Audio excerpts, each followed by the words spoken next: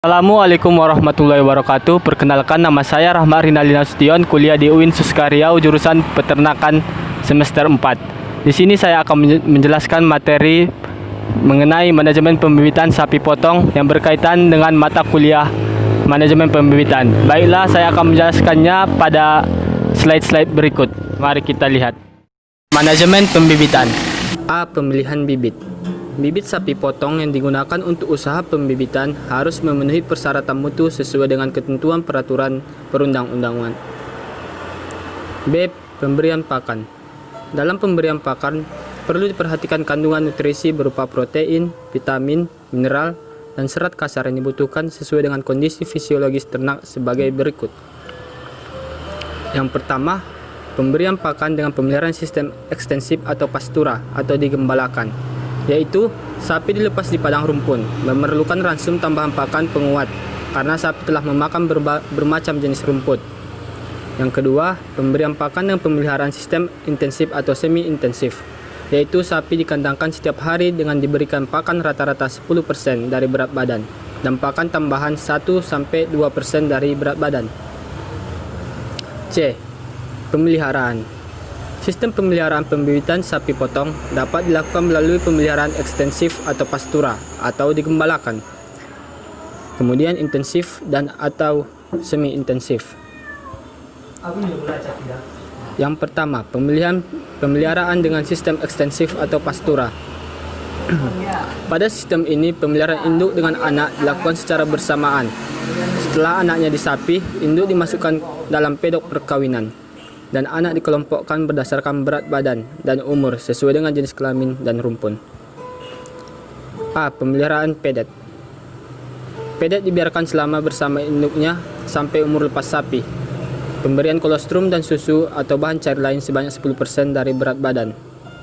B. Pemeliharaan sapi dara atau remaja.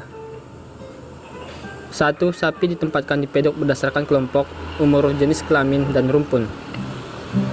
C. Pemeliharaan induk dan calon induk. Yang pertama, induk dan calon induk ditempatkan pada satu pedok. 2. Diberikan pakan dan vitamin atau mineral tambahan.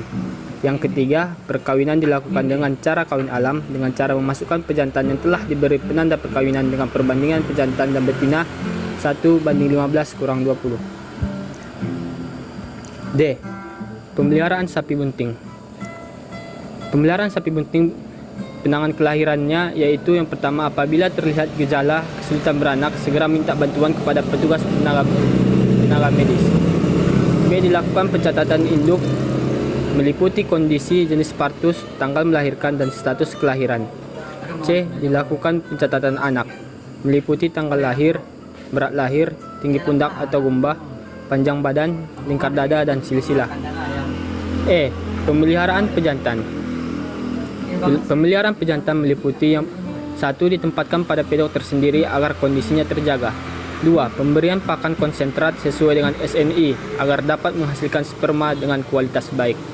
3. Pejantan yang sedang digunakan untuk kawin alam dipantau kesehatannya dan segera dikeluarkan dari pedok apabila menunjukkan kelemahan untuk mendapatkan penanganan lebih lanjut. 4. Dimandikan dan kontrol kesehatan. D. Pembibitan. Yang pertama yaitu perkawinan. Dalam upaya memperoleh bibit yang sesuai standar, teknik perkawinan dapat dilakukan dengan cara kawin alam atau inseminasi buatan atau IB. A. Pada kawin alam, rasio jantan betina diusahakan 1:15 kurang 20 ekor. B. Perkawinan dengan IB memakai semen beku sesuai SNI. C. Dalam pelaksanaan kawin alam atau IB harus dilakukan pengaturan penggunaan hun, pejantan atau semen untuk menghindari terjadi perkawinan sedara atau inbreeding. 2. Pencatatan atau recording. Dalam melakukan pembibitan sapi potong harus dilakukan pencatatan meliputi A. Rumpun identitas silsilah. B. Perkawinan meliputi tanggal pejantan atau kode semen, IB atau kawin alam, induk. C. Induk melahirkan meliputi tanggal tunggal atau kembar, normal atau distokia. D. Zat lahir meliputi tanggal tunggal atau kembar, bobot lahir, jenis kelamin, induk, pejantan atau kode semen, tinggi gumbah, dan panjang badan. E. Penyapihan meliputi tanggal, bobot sapi, tinggi gumbah, dan panjang badan. F. Vaksinisasi atau pengobatan, meliputi tanggal, perlakuan atau treatment. G. Mutasi, pemasukan dan pengeluaran. Kartu recording induk sesuai format F2, kartu recording pejantan sesuai format 3, kartu recording anak sesuai format 4, serta data reproduksi dan produksi sapi induk sesuai format 5. 3. Seleksi bibit. Seleksi bibit sapi potong dilakukan berdasarkan performa anak dan individu calon bibit sapi potong dengan mempergunakan kriteria seleksi sebagai berikut. A. Sapi induk. 1. Sapi induk harus dapat menghasilkan anak secara teratur. 2. Dapat melahirkan anak tidak cacat dan mempunyai rasio bobot sapi umur 205 hari atau winning weight ratio di atas rata-rata dari kelompoknya. B. Calon pejantan. 1. Bobot sapi umur 205 hari terkoreksi terhadap umur induk dan musim kelahiran di atas rata-rata dari kelompoknya. 2. Bobot badan umur 365 hari di atas rata-rata. 3. Pertambahan bobot badan umur 2 tahun di atas rata-rata. 4. Libido dan kualitas sperma baik. 5. Penampilan fenotip sesuai dengan rumpunnya. C. Calon induk. Yang pertama, bobot sapi umur 205 hari terkoreksi terhadap umur induk dan musim kelahiran di atas rata-rata dari kelompoknya. 2. Bobot badan umur 365 hari di atas rata-rata. 3. Penampilan fenotip sesuai dengan rumpunnya. 4. Ternak pengganti atau replacement stock. Ternak pengganti diprogram secara teratur setiap tahun. Yang kelima, afkir atau cooling. Pengeluaran ternak yang sudah dinyatakan tidak memenuhi persyaratan bibit atau afkir atau cooling dengan ketentuan sebagai berikut. A. Sapi induk yang tidak produktif harus segera dikeluarkan. B. Keturunan jantan yang tidak terpilih sebagai calon bibit atau tidak lolos seleksi dikeluarkan, dapat dikastrasi dan dijadikan sapi potong.